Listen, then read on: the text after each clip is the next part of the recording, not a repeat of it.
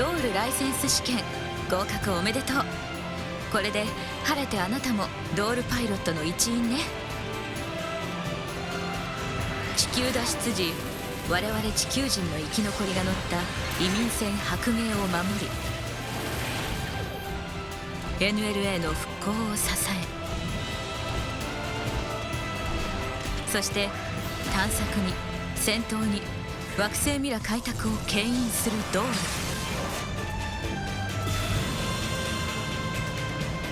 この私たちが生き延びるためになくてはならないドールを任されたのだから、その分責任も大きくなったということを忘れないで。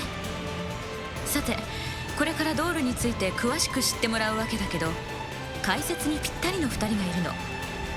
現役バリバリのパイロットとメカニックなら文句なしでしょ。ほら、今日もフライトパックのテストをやってるわ。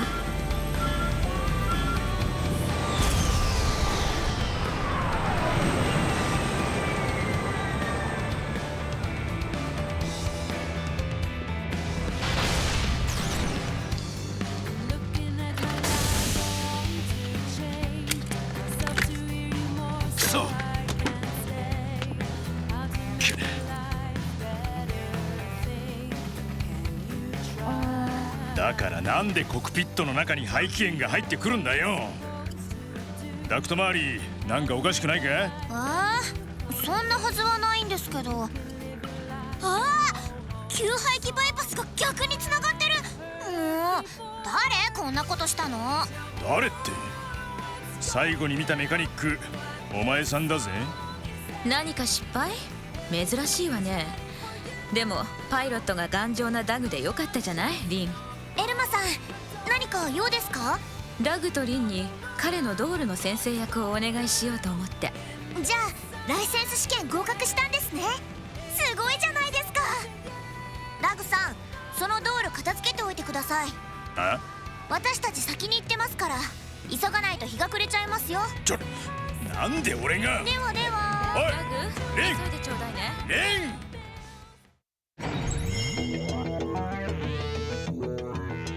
まったくお前ら人使いが荒いぜ。改めて自己紹介しよう。俺はアバランチ所属のダグ。地球にいた頃ドール隊に所属していたんだ。だからドールのことならそこそこ詳しい自信はある。優秀なパイロットと優秀なメカニックがドールのことを紹介していくんですから安心ですね。優秀なパイロットだと思ってくれてるんなら後片付けとかやらせんなよな。まあまあ、それよりダグさん、早速ドールのことを。そうだな。じゃあまずドールのタイプのことから話すのが分かりやすいだろう。ドールはライトタイプ、ミドルタイプ、ヘビータイプと大きく3つのタイプに分けられます。そしてそれぞれに個性のある機体が用意されています。まずライトタイプだが、このタイプは HP が低い分回避率が高くなっている。うまく立ち回ってしのぐタイプと言えるかな。この赤いベルスはエルマさんのお気に入り。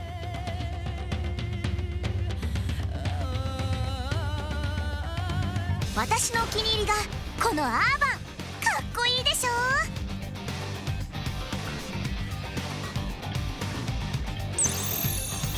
そしてミドルタイプはバランスがよく取れていて扱いやすいドールだ。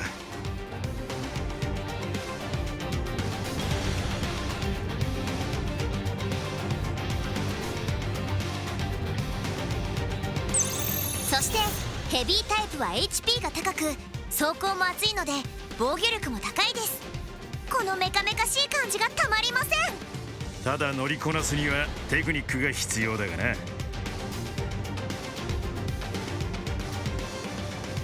私もヘビータイプに挑戦してみよっかな。誰がどのドールに乗るかは自由だ。俺がピンクのアーバンに乗っても構わないわけだし。それはちょっと。ダグさん、ドールをただ眺めてるだけなんてつまんないですよ。そうだな。習うより慣れろだ。一丁ドライブと行くか。賛成。原初の荒野をぶっ飛ばしましょう。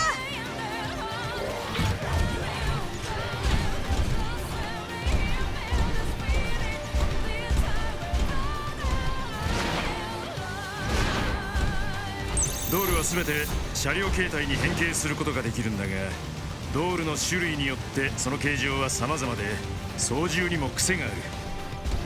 アーバンは二輪の車両形態に変形します。スピードもドリフト性能も高いので、走り回るのが楽しくなっちゃいます。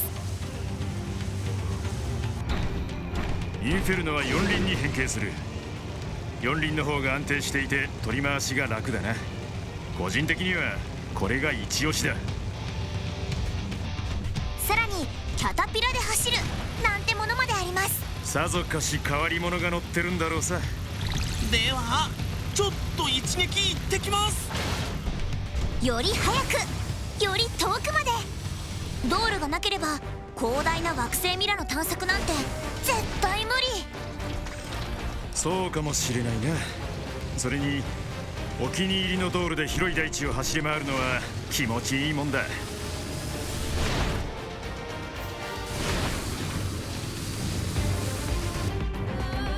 そしてフライトパックの開発に成功すれば、自由に空を飛び回ることができるようになります。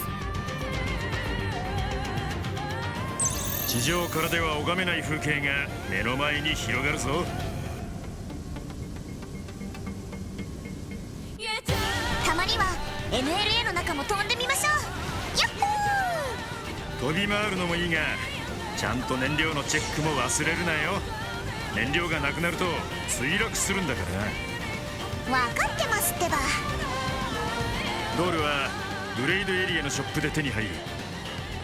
ドールは何機でも持つことができますから、好きなドールがよりどりみどりと言いたいところですが、値段がとっても高いんですよね。ドールにはそれだけの価値があるということさ。ですよね。そしてその価値がより発揮されるのが戦闘だ。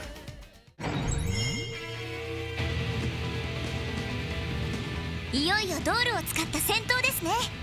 ああ、だがドールを使った戦闘について話すには、装備する武器について触れないわけにはいかない。俺たちが生身で戦う時にはオートアタックとアーツを駆使しているが、それはドールでも同じだ。ただドールの場合、装備する武器によって使えるアーツが変わる。どんな武器をどう装備するか、ドールの戦闘はそれを知らなきゃ始まりません。というわけでドールの装備紹介しちゃいますね。ドールにはオートアタック専用のハンドウェポン、そしてアーツ攻撃するアームウェポン、スペアウェポン、バックウェポン、ショルダーウェポンと武器を装備できるいくつかのスロットがあって、左右別々に装備可能だ。それぞれのスロットに装備できる武器には特徴があるんですよね。まずハンドウェポン。ドールが普段手に持っているオートアタック専用の武器だ。オートアタックの大切さはもうバンダムの親父に叩き込まれてるよな。次にアームウェポンです。アームウェポンはビームシールドやバルカン、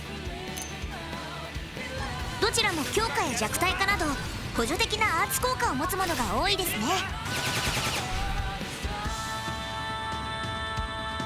そしてスペアウェポン。スペアウェポンは普段は膝部分に格納されていて、手に持って使用するビームサーベルやハンドグレネード。威力はそれほどでもないが、リキャストが短いから扱いやすい武器だな。バックウェポンは威力が高いです。右側は攻撃力の高い武器が多く、左側は補助的な武器が多いですね。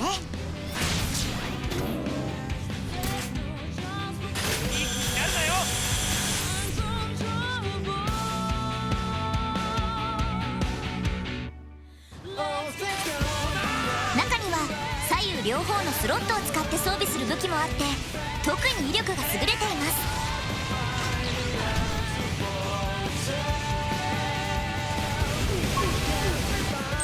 最後にショルダーウェポン。こいつの威力はバックウェポン以上だ。基本的にバックウェポン同様、右が高威力で左が補助だ。酒の力でまさに全身兵器という言葉がぴったりだな。ドールの武器もドール本体同様ショップで購入できますよ。だが中にはショップでは手に入らない武器もある。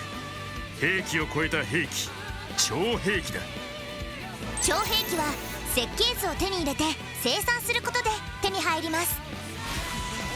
使用するスロットの数が多いので装備できる武器の数は減るが、その破壊力は凄まじい。決まりました。お願いします。これは最強ドールを作り上げたくなってきちゃいますね。どのドールをベースにどんな武器でカスタマイズしていくか、ま、それも大きな楽しみだな。ですよね。ドールは細かいパーツのカラーリングまで自分の好みでカスタマイズできちゃいます。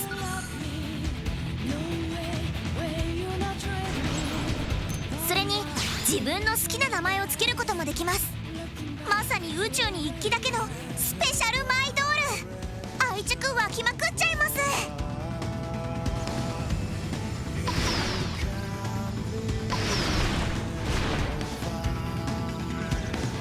ただ強力なアーツだけにこだわったカスタマイズをするのはおすすめしない。燃費がね、悪くなっちゃうんですよね。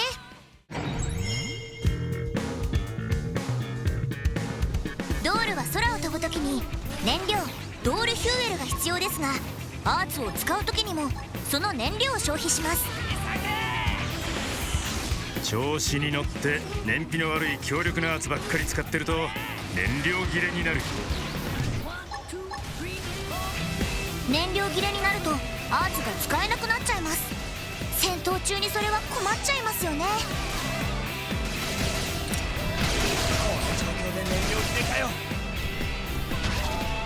さらに飛行中ならそのまま墜落です。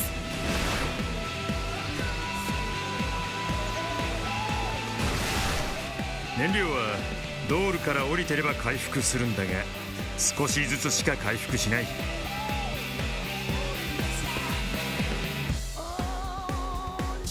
NLA に戻って手っ取り早く燃料補給する手もあるんだが、引き換えに貴重なミラニウムをたくさん払わなければなりません。これ集めるの大変なのに。ということだ。燃料の管理も忘れるなよ。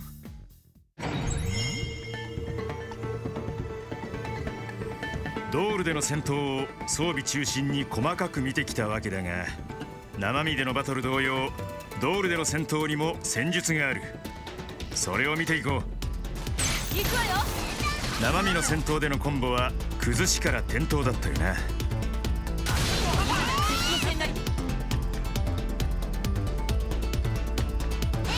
ドールでのコンボは崩しからのキャッチだ。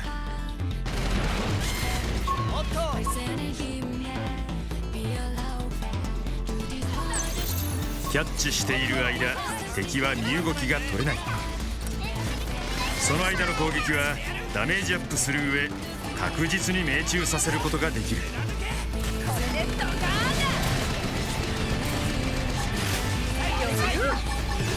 さらに B ボタンをタイミングよく押せばキャッチ状態を持続させることができる。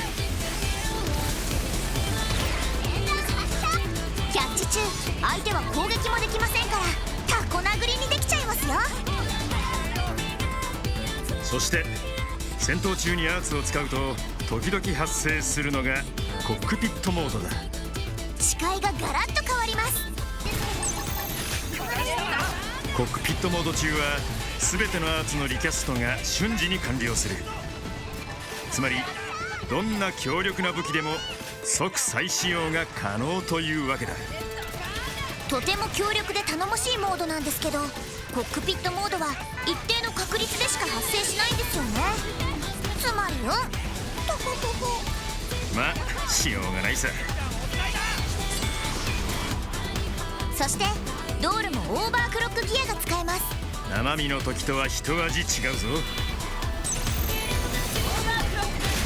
ドールのオーバークロックギアはダメージアップはもちろん、ドールの種類ごとにリキャストの加速や会心率アップといったさまざまな追加効果がついてくる。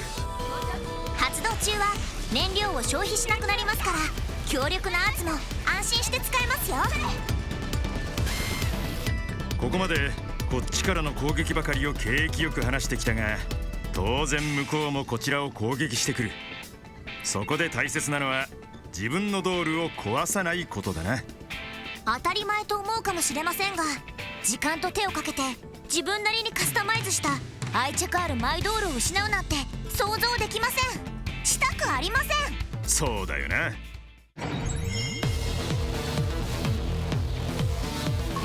例えば腕を破壊されると、もちろんその武器は使えなくなる。こっちが V 破壊されちゃうってことですよね。さらに攻撃を受け続けていると、ドールが完全に破壊されてしまう。ドールが。でも安心しろ、最初の3回は保険が適用される。無料で元通り。保険屋さんありがとしかし4回目以降は保険が効かないから、多額の修理費が必要になる。その修理費がバカにならない。う。保険屋さんカムバーク。新品に買い直そうと思ったりしたら、さらにとんでもない額が必要になる。だから戦闘中にドールの HP がなくなりそうな時は、壊される前にドールから降りて戦うことを考えた方がいいかもな。戦闘中チームのメンバーにはいろんな指示を出すことができます。道路から降りるよう指示すれば破壊されるのを回避できますよ。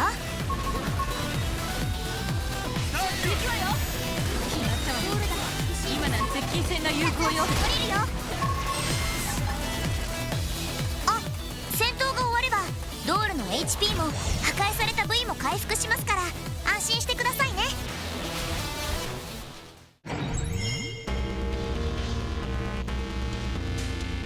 こんな風に話してると、ドールから降りることがまるで敗北宣言みたいに聞こえるかもしれないが、無理してチーム全員をドールに乗せる必要はない。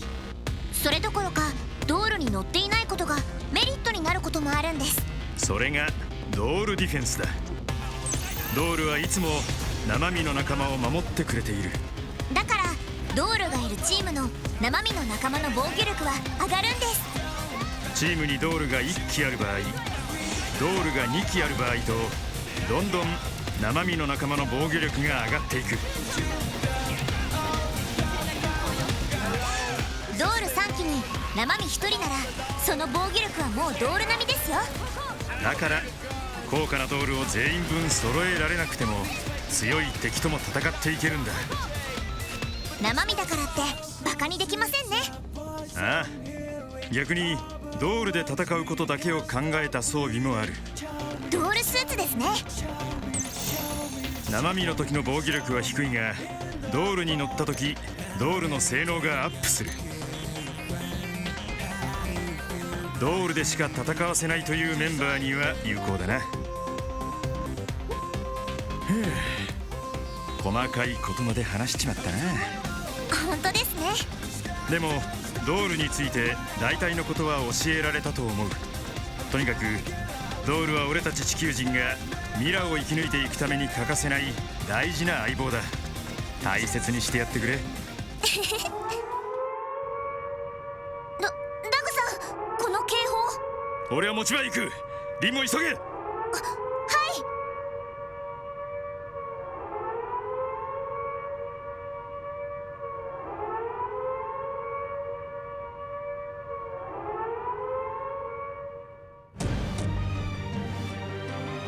非常事態だ。現在この NLA にグロースと呼ばれる異星人結社の大部隊が迫っている。ドール級の陸戦兵器に加えて未確認の大型飛行兵器も観測されている。こちらからの交渉要請にも応じる様子はない。これから目覚めるであろう移民団のためにもこの NLA を失うわけにはいかん。諸君、過酷なことを承知の上だが、あえて命令する。この町を守ってくれ。頼頼む。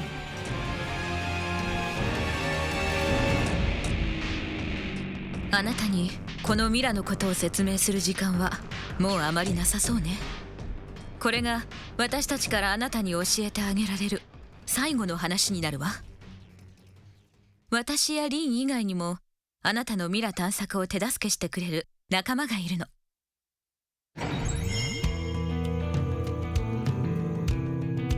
あなたがいる惑星ミラにはいつもどこかに緩やかにつながったブレイドの仲間たちがいるわ。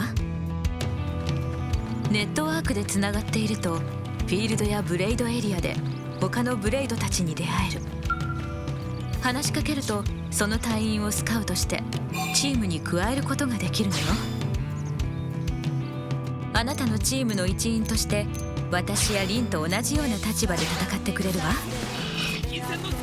こっちは人材の確保、相手には経験値入手とお互いにメリットがあるというわけ。行くわよ。今日の献立は決まった？リン。あなたも自分の知らないところで誰かのチームに参加して役に立っているかもしれないわよ。そしてさらにあなたはその中で32人からなるブレイドの分隊スコードに加入してもらうことになるわ。まさに今あなたと同じようにミラを探索しているネットワーク上の同志と言えるわね。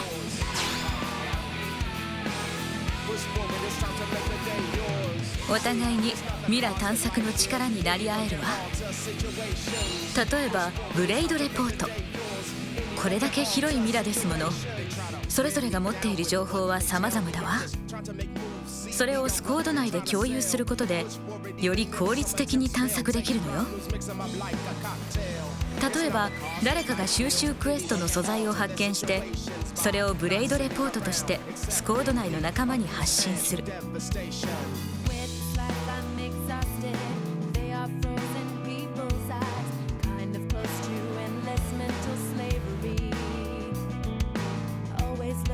発信されたレポートはスコードの仲間たちに届けられスコード内でその情報を役立てることができるわ。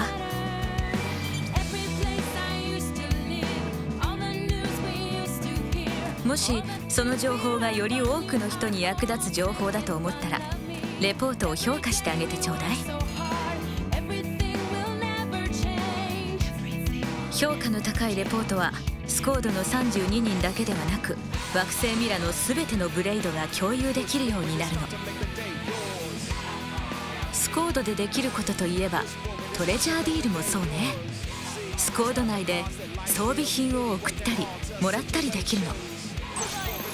戦闘で手に入れた装備品を人にあげたいと思ったらスコード内に公開して欲しいメンバーを募集するの。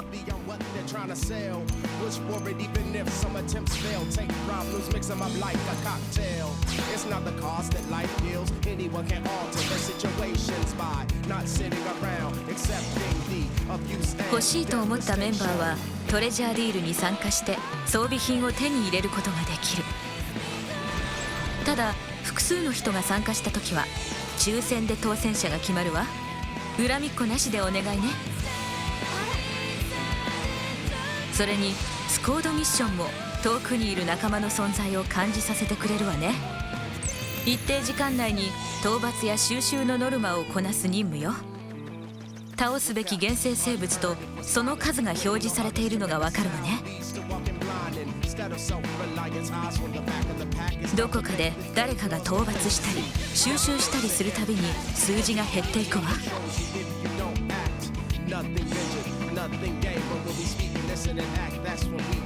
バラバラで行う共同任務といったところかしら。そしてスコードミッションの5つの条件のうち1つでも条件を達成すればスコードクエストを受けられるようになるの。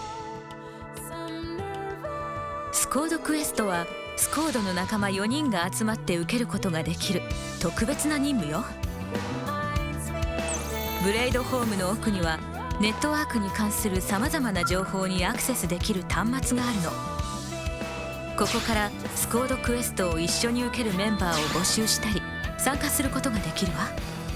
他の誰かではなく私やリンといったいつものメンバーで参加することも可能よ。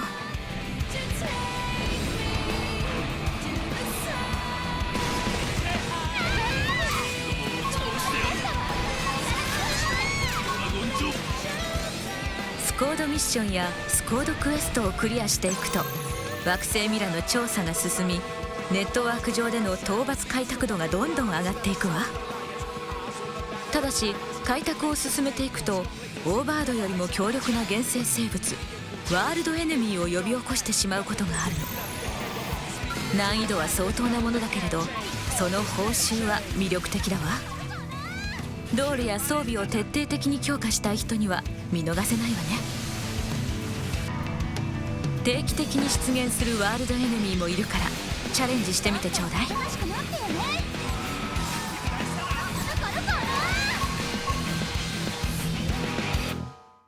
あとちょっと変わってて面白いのはユニオングラムね。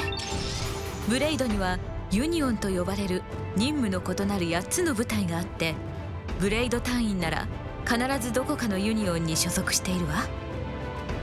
ユニオングラムはネットワーク上でどのユニオンが活躍しているかが表示されるのよ。各ユニオンの活動や任務は束縛されることなく自由なんだけど、ユニオンごとの推奨活動を行うことでより高く評価されるわ。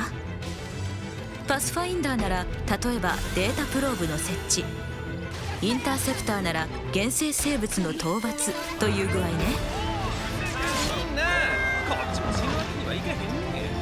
各ユニオンがどれだけ活動しているかを競うのよ。それぞれのユニオンが切磋琢磨することで惑星の探索がはかどるというわけね。あとランキングも人事と思わずにチェックしてほしいわね。ランキングの項目の数がとにかくたくさんあるのよ。誰も狙いそうにないランキング1位を目指してみるのもいいし、知らない間に意外な項目で1位になっていたということもあるかもしれないわ。広大な惑星ミラを走っていると自分しかいないんじゃないかと思う時があるかもしれない。でも忘れないで、あなたは決して一人ぼっちじゃない。いつもどこかの誰かとつながっている。私からの最後のアドバイスよ。結局ここでは惑星ミラを介してみんながつながっているのね。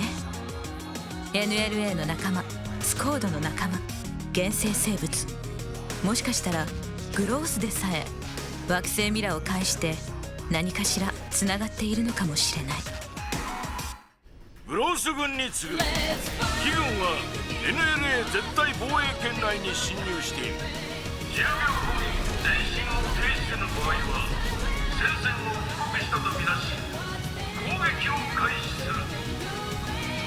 10、9、8、7、6、そろそろ時間ね。さあ生き抜くわよ。攻撃開始。